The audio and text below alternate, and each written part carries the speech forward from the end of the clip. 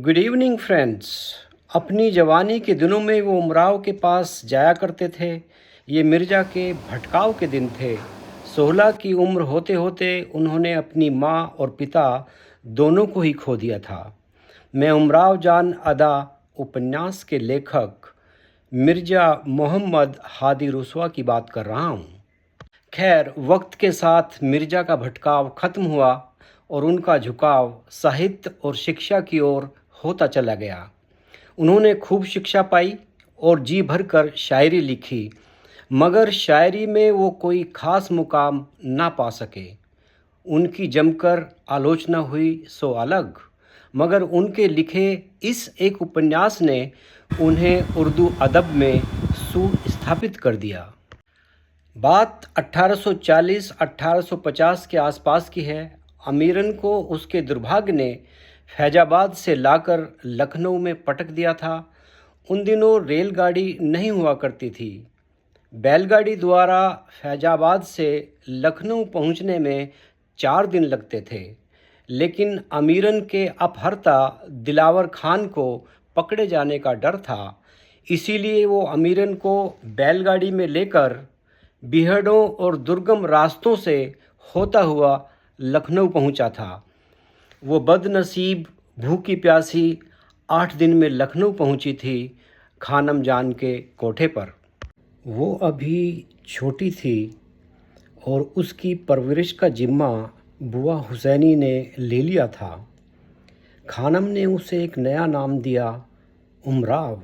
उमराव शब्द अरबी से आया है, जिसका अर्थ है प्रतिष्ठित लोग, और वो कहलाई उमराव जान। अमीरन नाम को तो आखिर भुला ही दिया जाना था। इत्तेफाक की बात कि गाने बजाने और नृत्य में उसका दिल लगता था। शेर व शायरी उसे भाती थी। संगीत की बारीकियां जानने में उसकी दिलचस्पी थी। राग सुहा गाते हुए उस्ताद जी की लापरवाही के बावजूद वो जान गईं कि इसमें स्वर गांधार अति कोमल नहीं बल्कि कोमल लगता है। पता नहीं उसके लिए ऊपर वाले की योजना क्या थी। क्या दिलावर खान ने उसके बाप से दुश्मनी खुदा के इशारे पर निभाई थी? शोहरत तो उसे खूब मिली, लेकिन उसे अपने छोटे भाई की सहानुभूति बिल्कुल नहीं मिली। ना जीवन में प्रेम और ना सुकून ही मिला था। खैर, उसके जीवन का एक बड़ा हिस्सा इन उतार चढ़ावों के बावजूद बीत चुका था। फिर वो समय भी आया जब उमराव के जवानी के दिन बीत चुके थे। नाच गाना सब छूट चुका था। वो हज करके आ चुकी थी। अब उसका रहन सहन और तौर तरीका पूरी तरह बदल चुका था। कोई चाहने वाला अब उसकी चौखट पे दस्तक नहीं दे सकता था। ऐसे में एक दिन उसकी मुलाकात मिर्ज़ा हादी रुस्वा से हो ही गई। दोनों पुराने मित्र थे, एक दूसरे को जानते थे। फिर से शेर व शायरी की महफिलें गुलजार होने लगीं। मिर्ज़ा उमराव के बारे में जानने को उत्सुक थे। वो अक्सर उमराव से कहते, अपने बारे में कुछ बताओ उमराव, कभी तो अपनी कहानी सुनाओ उमराव जान। उमराव आप बीती नहीं सुनाना चाहती थीं, क्योंकि उनकी कहानी में दुखों और त्रासदियों के सिवा और था ही क्या।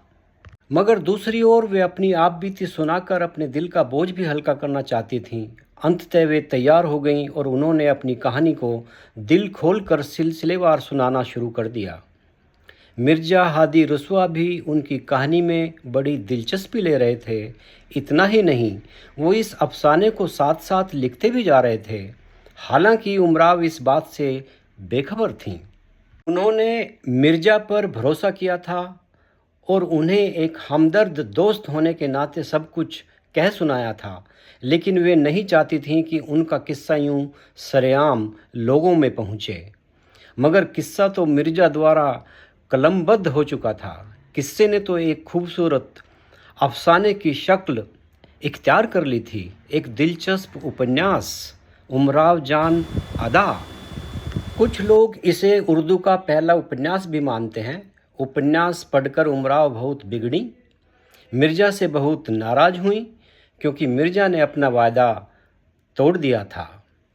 लेकिन मिर्ज़ा हादी रुस्वा ने ये उपन्यास लिखकर न केवल उमराव जान को अमर कर दिया, बल्कि अपने लिखे हुए पूरे साहित्य को भी प्रासंगिक बना दिया। यूँ तो उन्होंने 100 के करीब किताबें लिखी हैं, मगर उर्दू की दुनिया के बाहर अगर मिर्ज़ा हादी रुस्वा को कोई जानता है तो सिर्फ इस उपन्यास उमराव जान अदा के कारण। इस पर कई फिल्में बन चुकी हैं, एक फ़िल्म पाकिस्तान में भी बन चुकी है। इसकी कहानी फिल्मकारों को लुभाती है, मगर 1981 में आई मुज़फ़्फ़र अली की फ़िल्म उमराव जान सबसे ज़्यादा उल्लेखनीय है। एक निर्देशक के रूप में शायद मुज़फ़्फ़र अली ने ही सबसे ज़्यादा मेहनत की है। उन्हें सुप्रसिद्ध अभिनेत्री रेखा को बोलना पड़ा था, मैडम, दिस इज़ नॉट मुकद्दर का सिकंदर, सलामे इश्क मेरी जान। ये बिल्कुल एक अलग ही तरह की फ़िल्म है। यहाँ ना कोई हीरो है ना कोई हीरोइन है, यहाँ तो बस एक शहर है लखनऊ और उसकी तहजीब, वो ही सब कुछ है। रेखा अनुभवी थीं और जल्दी ही समझ गईं।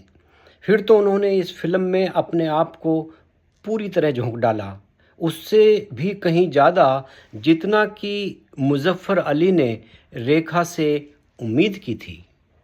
इस फिल्म के बाद ही उन पर एक गंभीर अभिनेत्री होने का ठप्पा लग पाया था। जरा सोचिए, अगर मिर्ज़ा हादी रुस्वा ने उमराव जान अदा उपन्यास ना लिखा होता, उसकी कहानी पर फिल्मों का बनना लगभग असंभव था। अमीरन या उमराव जान समय की धूल की परतों के नीचे कहीं खो गई होती।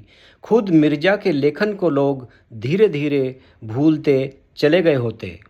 कम से कम उर्दू के दायरे के बाहर तो इस अफसाने के बगैर मिर्ज़ा हादी रुस्वा कभी ना पहुँचे होते। इस उपन्यास की बदौलत मिर्ज़ा ने कई निशाने साध लिए थे। मिर्ज़ा हादी रुस्वा ने अपना वादा ज़रूर तोड़ा, मगर किसी का दिल नहीं, ना उमराव जान का, ना अपने पाठकों का। धन्यवाद।